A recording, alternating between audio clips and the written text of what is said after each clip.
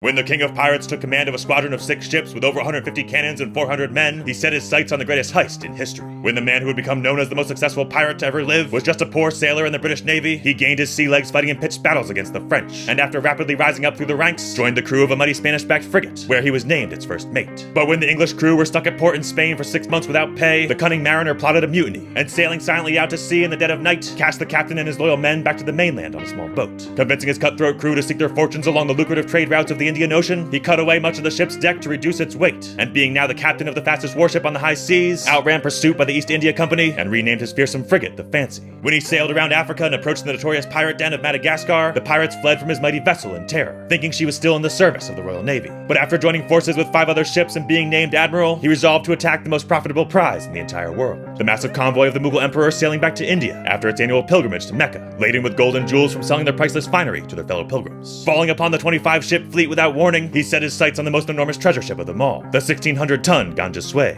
After quickly dispatching her military escort and catching up to his heavily laden prey, he blasted her main mast straight off in the first volley. And despite being outnumbered 5-1 by her crew, his men boarded the ship, and after hours of intense hand-to-hand combat accepted her surrender. Ransacking the Ganja Sway for the next several days, they found coins and jewels worth 50,000 times an average sailor's wage, making their heist still to this day the largest theft ever recorded, and giving them enough wealth to buy a ship like the Fancy more than 500 times over. When the pirates finally sailed away from the wreckage, he convinced the other crews it would be safer to store their share on his larger ship. But slipping away with the faster frigate under cover of night, by the time they'd realized they'd been had, it was far too late to reclaim their treasure. When the Mughal Emperor learned of this disaster, he threatened to cut off all trade with the British Empire. And so the Brits put out such a large bounty on the pirates' heads that it launched the first ever worldwide manhunt, as every able man with a ship set out to capture them. Splitting up, more than 70 of his crew made their way to the North American colonies, where some of them bribed the governor of Pennsylvania to hide their identities, and one even allegedly married the governor's daughter. And as recently as 2018, Mughal silver coins traced back to their treasure have been uncovered all across New England. But exchanging the conspicuous Fancy for a smaller ship, their captain quietly sailed off and quickly disappears from the historical record, rumored by some to have married the captured daughter of the Mughal emperor and founded his own pirate kingdom in Madagascar, while others claim that he perished penniless in Britain, having been conned out of all his riches. When you're the most notorious pirate to never be slain nor captured, they don't just call you the King of Pirates. They call you